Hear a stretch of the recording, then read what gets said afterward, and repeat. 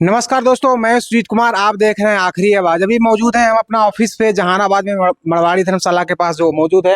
आप देख सकते हैं यहाँ पे हमारा ऑफिस का कार्यालय जो बन रहा है। अभी हमारे पास एक व्यक्ति आए हैं जिनका कहानी हम आपको सुनाते हैं। देखिए, जब ये शादी किए थे अपनी बेटी को, तो इनका जो दामाद जी हैं वो अपाची मांगे थे, लेकिन ये दे दिए थे स्प्लेंडर, जिसके कारण इनकी बेटी जिनका नाम पूजा है उनको वो घटिया के और करंट लगा के मार दिया। और मारे हुए 1 महीना हो गया है और प्रशासन के द्वारा क्या हो रहा है अब इनके मुंह से हम जानते हैं और पूरा कहानी जानते हैं कि क्यों मारा और कैसे मारा, क्या हुआ, कैसे हुआ था ये सब। 3 लाख रुपया मांगा हले, अपाची गाड़ी मांगा हले, खेत बेच के बेटी के शादी कैली। हाँ, पति डेथ हो गल है, देवर दुगो शादी मिल के हम बेटी के निभालन।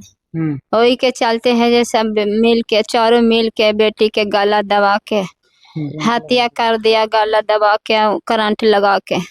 अभी तक पुलिस प्रशासन ना पकड़ रहा है। पैसा आपका घर कहाँ? धामापुर। धामापुर में? हाँ। सहिताबाद पंचायत में? हाँ। और आपकी बेटी की कहाँ ब्याह हुआ था? गुल्लड़िया बीघा। कौन पंचायत पड़ता है जी? राढ़ा या अगर कुछ ऐसी कर पंचायत। मसौड़ी गुलड़िया बीघा? हाँ, मसौड़ी गुलड़िया बीघा। थाना कौन पड़ता है? थाना धनरुआ पड़ता है। हाँ, धनरुआ थाना के गुलड़िया बीघा गांव के अंतर्गत इनकी बेटी की शादी हुई थी। बेटी का नाम क्या था? पूजा कुमारी। और जो जिनको शादी की थी उनका पति का नाम क्या? रवि रंजन कुमार। रवि रंजन नाम। तो वो कितने भाई थे? एक ही गो। रवि रंजन एक ही भाई है? हाँ। तो वो क्या कहते थे अपने बेटी को? कब शादी किए थे अपना बेटी को? हमेशा टॉर्चर करते थे कि हमको 3 लाख रुपया तो अपना चाचा से दिवाओ, और हमको अपाची कह के स्प्लेंडर क्यों दिया है, दिवाओ ना तो तुमको हत्या कर देंगे। बार बार हमेशा धमकी देती थी। उसके सास भी देती थी, उसकी ननद भी देती थी। सभी लोग मैंने बहुत करके प्रताड़ना करती थी, रो रो के यहाँ बुरा हाल। मैंने हम लोग के समाचार सुनाती थी कि चाचा नहीं ऐसे ऐसे बोलता है, मारने के लिए बोलता है। तो हम लोग मैंने बीच में जाके एक बार बैठक किए थे और उस बैठक में हम लोग बोले थे कि जो मैंने हमसे जो भी सक्षम होगा जो धीरे धीरे करके देंगे, ये हर एक बेटी से नहीं होता है। उसके बाद मैंने हम लोग एक पंचायती में भैंस दिए थे, तकरीबन 40-50 हज़ार का कीमत की थी भैंस। और वो भैंस दिए थे तो कुछ दिन शांति से रही थी, ले गए था। उसके बाद ले जाने के बाद उसके साजिश करके फिर मैंने उनको मार दिया गया। 1 महीना लेके गया हो गया सर, उसको मार दिया, करंट लगा दिया। उसके बाद पहले गला दबा दिया, उसके बाद करंट लगाकर हत्या कर दिया गया सर। बहुत बेरहमी से मारा गया है, बहुत बेरहमी से मारा गया है। और अभी तक पुलिस प्रशासन इसमें कुछ भी नहीं एक्शन ले रही है। हम लोग बोले जाते हैं उनको तो बोलते हैं कि हम शक्तिमान नहीं है ना, हम हनुमान न है, हमको तुमको जहाँ जाना है जहाँ जाना। बहुत भद्र भद्र बातें बोलते हैं। हम लोग को कुछ समझ में नहीं आ रहा है कि पुलिस प्रशासन इसमें पैसा मिलकर गए ऐसे कर रहे हैं कि किस तरह से इसे कर रहे हैं। हम लोग एकदम बहुत मन अथी कर रहे हैं, कुछ भी इसमें एक्शन ले ही नहीं रहे हैं। हम लोग सारे जगह डीजीपी के यहाँ गए, एसएसपी के यहाँ गए, एसपी के यहाँ गए, डीएसपी के यहाँ गए, सभी जगह हम लोग से गुजर चुके हैं, बाकी कुछ भी नहीं हो रहा है।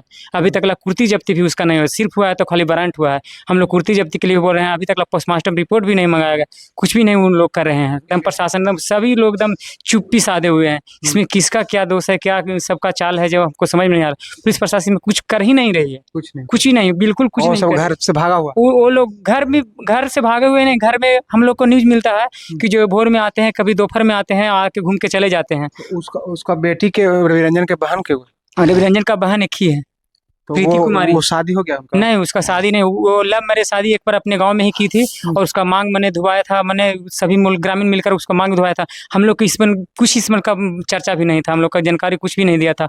और ऐसा बात वो की थी। वो एक लड़का वो था ना जिससे उसका शादी हुआ था, उसका बहन की थी।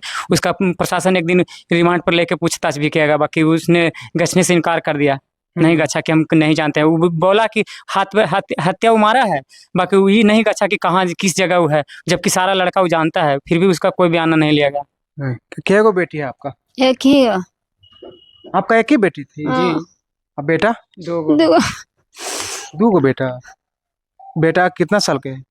12 साल, एगो 10 साल के, एगो 6 साल 7 साल के है, एगो 7 साल 8 साल के है, एगो 12 साल का बेटा है। बेटा? जी। अब बेटी एक ही थी। भैया मेरे एक्सपायर कर गए थे, इसीलिए हम लोग चाचा मिलकर शादी किए थे। भैया मेरा 23 में डेट किया, 24 में हम उसका शादी किए थे। जी, तकरीबन 2 साल कुछ मंथ ही हुआ था शादी करने का और ऐसे कर दिया सर। हमें से प्रताड़ना करती थी बहुत। अभी तक कुछ भी नहीं हो रहा सर। हम लोग के यही न्याय, हमको न्याय चाहिए प्रशासन से, सभी से हमको आग्रह है कि हमको न्याय चाहिए। जो मारा है उसको फांसी का सजा होना चाहिए। तो आप देख सकते हैं कि किस तरह से हालात बना हुआ है और कोई डर नहीं रहा है। और कभी भी आप शादी कीजिएगा तो पहले जांच लीजिएगा कि उसकी मानसिकता क्या है, वो चाहता क्या है। पहले आप लोग नहीं समझते थे, शादी करने से पहले आपको पता नहीं चला था? ना कुछ बढ़िया से वो घड़ी सब रखा ले मिला जुला के, कुछ ना दुख सुनावा ले बेटी ले जाके बेटी के हमार जान मार दे। दोबारा गई जब से ऐसा प्रताड़ना करे। फर्स्ट बार ठीक से रहा, दोबारा में जब से गया, जब से प्रताड़ना करना चले, टीवी नहीं दिया है, तैसे नहीं दिया है, 12-17 महीने इसको प्रताड़ना करना चले। फिर इसको सिलाई मशीन हम लोग दिए थे भी, मैंने टीवी लग जाते टॉर्चर किया था, हम सिलाई मशीन भी दिए थे। ये मैंने सारा सिस्टम उसको हम लोग धीरे धीरे, सर छोटा परिवार में है तो धीरे धीरे न कर सकते। तो भाई का डेट किया, जल्दी में शादी किया, तो हम लोग उसको कहे थे कि भतीजा उतीजा का शादी होगा, तुमको अपाची गाड़ी चाहिए ना, अपाची गाड़ी उसका मिलेगा ना, हम उसको उसी को तुमको लेके दे देंगे, चाहे हम बाद में खरीद कर दे देंगे। बाकी उसने फिर देखिए ऐसा हत्या। प्रशासन कोई साथ नहीं, प्रशासन कुछ भी नहीं साथ दे रहा। धनरवा थाना का जो भी थानाध्यक्ष है वो भी अपने केसवा का आयु है खुद है, बाकी कुछ भी एक्शन नहीं लेते हैं, उनको कुछ भी एक्शन नहीं ले रहे हैं। देख सकते हैं कि जब सनसनी कोई न्यूज बनता है, जब धरना पर आदमी धरना देता है, कैंडल मार्च निकलता है, पूरा आंदोलन करता है, तब जाके यहाँ हमारे देश में न्याय मिलता है। कोई भी आदमी किसी को भी मार दे रहा है, लेकिन किसी को प्रशासन का और कानून का खौफ नहीं है। तो सम्राट चौधरी से मैं ही कहना चाहते हैं कि बिहार में ये लगातार जो है, कभी दहेज के चलते तो कभी रेप हो रहा है, तो कभी मर्डर हो रहा है, तो कभी कुछ हो रहा है, लेकिन इस पर कोई डर नहीं रहा है अपराधी।